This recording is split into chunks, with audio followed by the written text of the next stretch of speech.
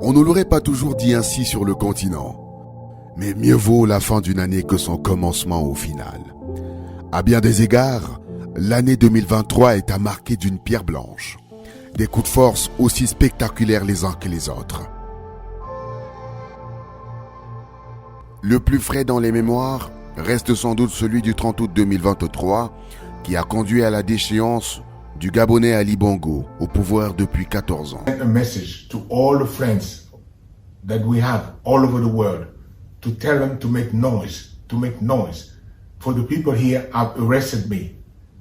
Le général Brice Oligui Nguema a aussitôt pris la main pour mettre le Gabon sur les rails, à l'image de la majorité des pays du Sahel.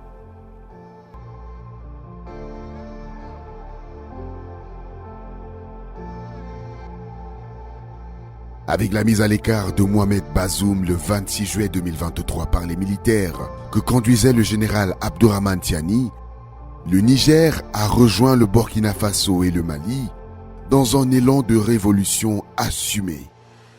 Un élan qui a réduit le G5 Sahel porté par la France à 2 pays, le Tchad et la Mauritanie, qui ont d'ailleurs enclenché le processus de dissolution de cette entité, jugée peu crédible pour éradiquer le terrorisme. Un élan qui a donné le temps de la création, le 16 septembre 2023, de l'Alliance des États du Sahel. Une initiative du Burkina Faso, du Mali et du Niger pour faire barrage au terrorisme. L'AES se veut un sérieux pied de nez à la France, elle qui espérait pourtant frapper un grand coup avec le sommet pour un nouveau pacte financier mondial à Paris en juin 2023.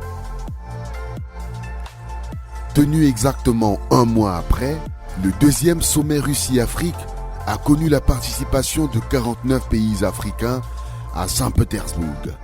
Au-delà des symboles, l'Afrique a eu l'honneur de poser les jalons d'un nouvel envol en Russie.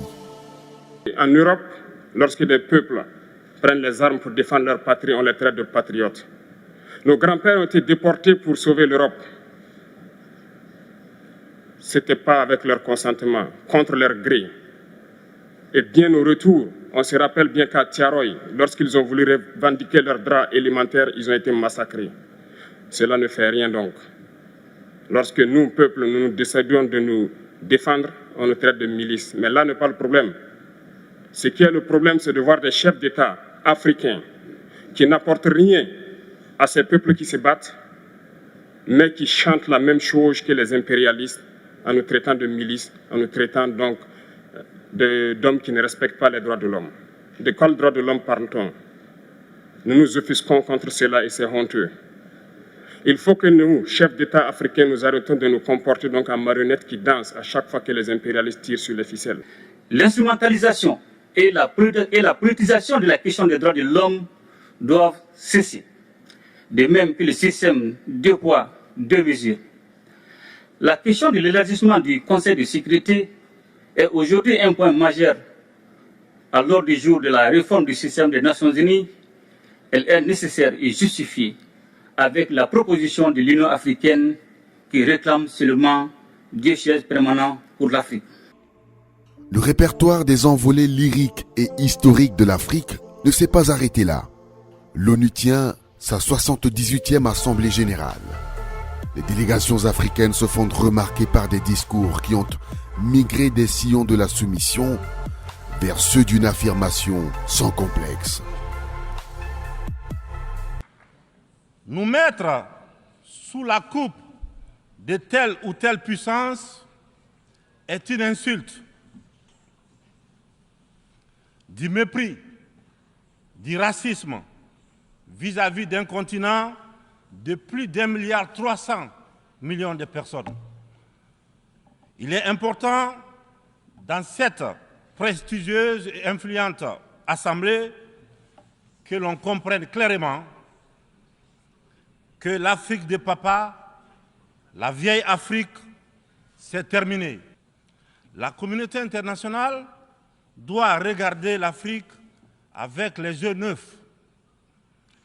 Elle doit entreprendre avec elle désormais une coopération franche dans un esprit de partenariat gagnant-gagnant. L'année 2023 aura été celle de l'ouverture pour le continent. À l'issue du 15e sommet des BRICS, tenu en août 2023 en Afrique du Sud, 2 pays africains, à savoir l'Égypte et l'Éthiopie, ont été retenus pour rejoindre les BRICS d'ici à janvier 2024. Le Burkina Faso a voulu boucler l'année en beauté en annonçant la création d'une monnaie, notamment le Sahel, qui va remplacer le CFA décidé par le colon français. Pour bien marquer cette volonté de rupture, le pays a annoncé que le français cessera d'être utilisé par sa population comme langue officielle. Un affront légendaire qui en rappelle un autre, observé cette année. Conclu depuis des décennies entre le Mali, le Niger et la France, les termes de 2 conventions fiscales seront annulés dans les mois qui viennent. Dans la mosaïque des victoires, on peut déjà évoquer le bras de fer remporté par le Niger devant la France. Comme le Burkina Faso et le Mali, le pays du général Abdourahmane Tiani a exigé et obtenu le départ de 1500 soldats et aviateurs français de son territoire. Les derniers militaires français ont quitté le Niger le 22 décembre 2023.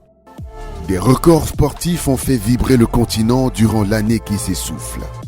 On prédisait à Francis Ngannou le pire lorsqu'il a quitté l'UFC, la plus puissante ligue de MMA, en janvier 2023. Mais pour son tout premier combat de boxe en octobre contre Tyson Fury, champion invaincu de cette discipline, le Camerounais a marqué l'histoire avec un combat quasi irréprochable. Une partie des juges et l'opinion mondiale retiennent d'ailleurs que Tyson Fury n'a été déclaré vainqueur que pour l'honneur de la boxe anglaise. Eux par contre, ils ont bien fait l'honneur du football. La sélection des U17 du Mali s'est offerte la 3e place à l'issue de la Coupe du Monde Indonésie 2023 de cette catégorie. À la surprise générale, Ibrahim Diarra et ses coéquipiers ont fait tomber l'Argentine sur l'imposant score de 3-0. Une 3e place historique en somme.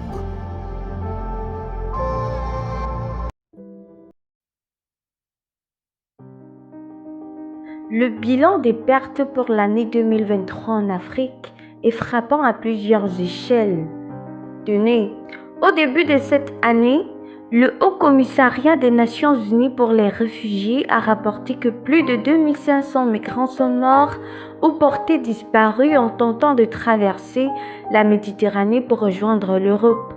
Un malheur pour leurs familles, tout comme celui du peuple ivoirien qui a vu partir l'un de ses plus valeureux fils. L'ancien président Henri Konan Bédié a tiré sa révérence à l'âge de 89 ans le 1er août 2023 sur sa terre natale.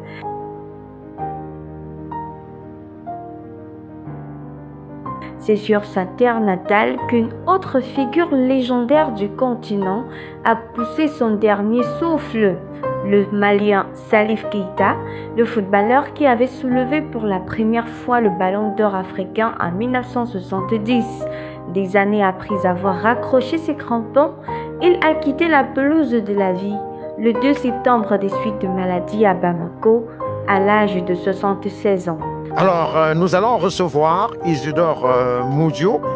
Lui, il n'avait que 50 ans et n'avait pas encore accroché son micro de journaliste, le Camerounais Martinez Zogo. Il a été brutalement arraché à la vie en janvier 2023 après une chasse à l'homme laborieuse Manu Militari pilotée par des cadres camerounais. Malgré quelques arrestations, le mystère reste entier sur l'identité des commanditaires de ce meurtre odieux que tente d'élucider une commission d'enquête mixte police-gendarmerie.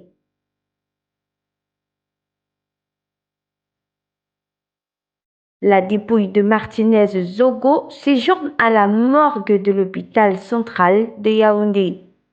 En filigrane des morts planifiées, les catastrophes naturelles ont endeuillé le continent sans réserve. Des inondations monstrueuses. D'abord en Libye, le 10 septembre 2023, plus de 11 000 personnes ont perdu la vie dans les eaux en furie. Puis en Somalie, Les flots ont tué près de 100 personnes et affecté environ 2 millions de personnes. À ces inondations s'est ajouté le violent tremblement de terre qui a frappé le Maroc en septembre 2023. Ce drame a coûté la vie à plus de 3000 personnes et blessé plus de 5500 autres.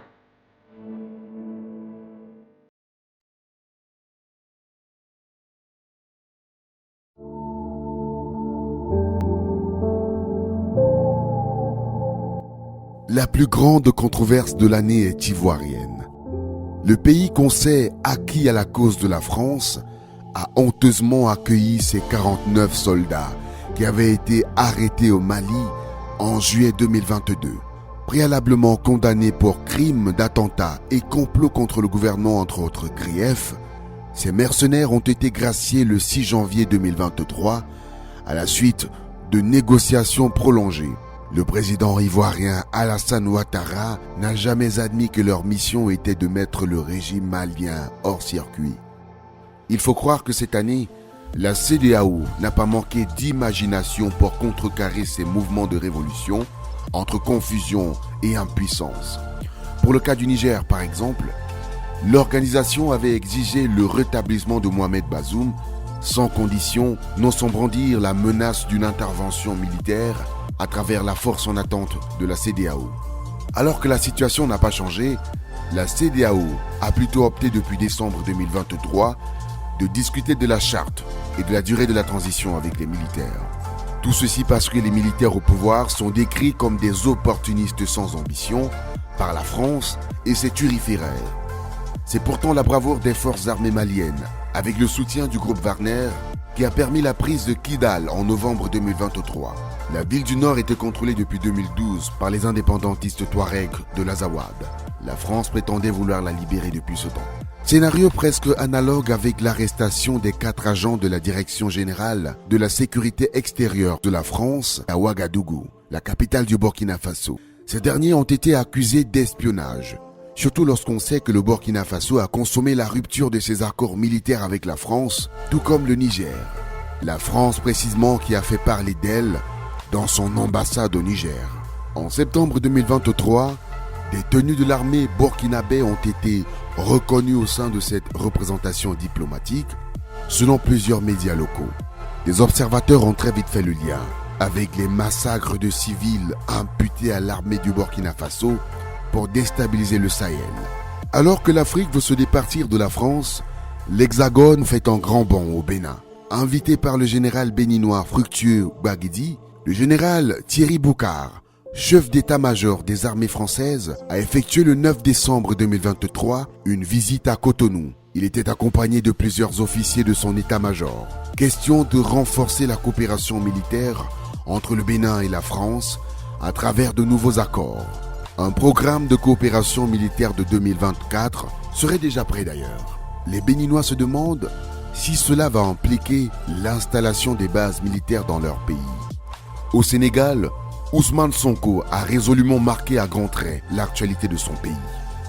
L'opposant au président Macky Sall a été arrêté en juillet 2023 avant d'être radié du fichier électoral peu après par la Cour suprême.